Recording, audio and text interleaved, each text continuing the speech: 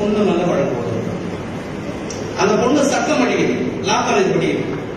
எங்க ரவி எங்க வக்கீல் படிக்கிறான்னு தெரிஞ்சு இவன் மேல இவ்வளவு வழக்கு போடுறாங்க. 307 இருந்து எல்லா கொலை முயற்சியில இருந்து 2 கேஸ், இவ்வளவு செக்ஷன் கொத்தா செக்ஷன் போட்டுறாங்க. சரி, இந்த குழந்தை மேல தான் போட்டுக்கிறாங்கன்னு பார்த்தீங்கன்னா என்ன வழக்கு ஏன் போடுறாங்கன்னா, இப்போ வழக்கு இருந்தா நீதிமன்றத்துல வழக்கறிஞர் ஆகணும், என்டோன்மெண்ட் பண்ண முடியாது. அந்த ஒரு நோக்கத்துல, கெட்ட எண்ணத்துல காவல்துறை எப்படி இருந்திருக்காங்க. இதுக்கு என்ன சொல்றீங்க?